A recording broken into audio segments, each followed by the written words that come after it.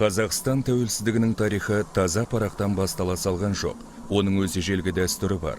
Бүгінімізді бағалау үшін де, болашағымызды болжау үшін де бізге өткен тарихымызды таразылап отыру керек. Нұрсұлтан Назарбаев.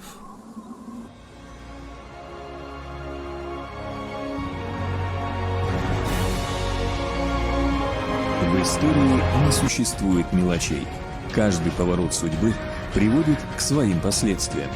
Роль любого человека может оказаться решающей. Главное – воля.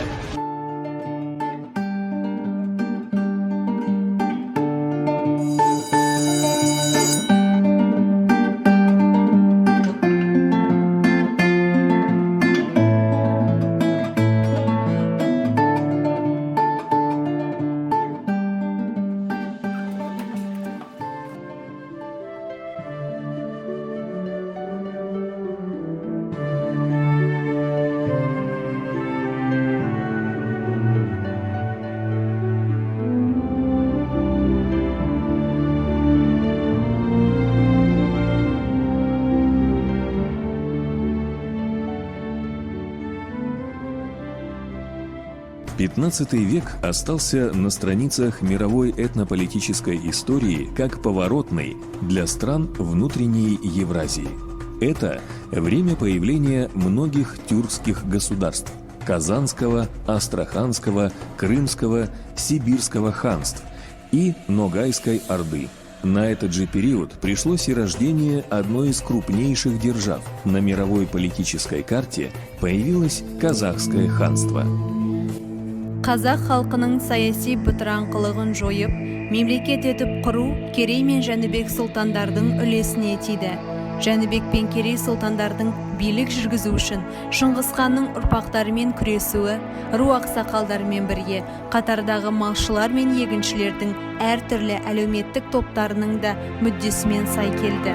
Бұл жағдай тайпалардың дербес өз мемлекетін, қазақ хандығын құруға деген ұмтылысын айқын бейнелеп берді. Касым был сыном Жанибека, который основал Казахское ханство. После кончины Жанибека сын, который тогда был султаном, всячески приумножал авторитет отца. Касым обладал особым умением располагать к себе людей, был лидером, который способен повести за собой. Он имел громадное войско, которое количеством военных сил и мощью превосходило силы Бурундук-хана, правителя тех времен. Хан Касым пришел к власти без кровопролитных междоусобных конфликтов. Қасым ханның баласы Хақназар хан тұсында қазақ хандығы қайта бірігіп дами түсті.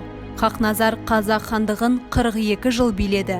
Қазақ хандығының 300 жылдық тарихында Хақназардай ұзақ жыл ел билеген хан болмас.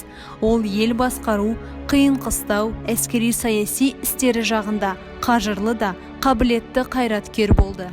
В 1582 году титул великого хана был дарован молодому султану Тауикелю.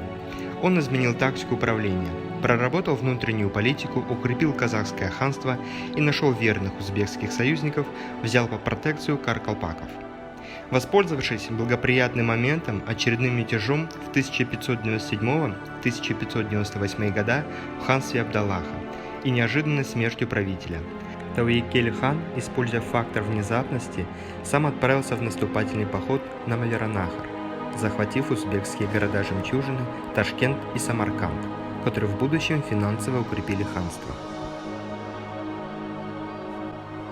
Есім хан қазақ тарихында еңсегей бойлы ер есім деген атпен әйгілі болды. Оған бұл атақ 1598 жылы ағасы Тәуекел ханмен бірге Мауреннахрға жасаған жорықта ерекше көзге түскені үшін берілген болатын. Великий хан сын Есима, прославленный Батыр Жангир. За героические подвиги Жангир получил прозвище Салкхам. В 1643 году в Арбулакском сражении он повторил подвиг 300 спартанцев и победил. Жангир, используя военную хитрость, устроил засаду и с 600 воинами сдерживал 50-тысячную армию джунгар, пока не прибыл на помощь его верный друг и соратник Батыр Жаламтос с 20-тысячным войском.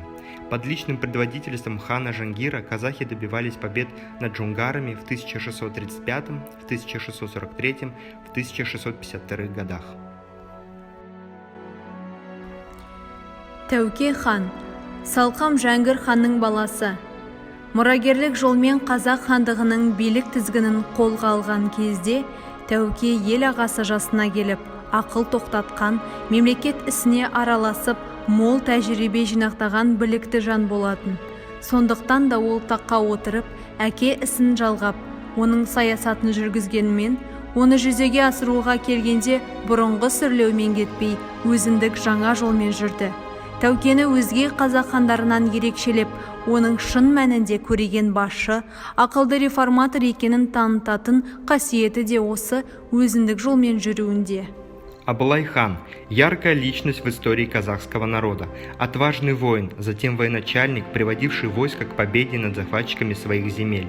Его деятельность правителя оставила о себе память как о мудром защитнике, оказала сильное влияние на формирование национального самосознания народа.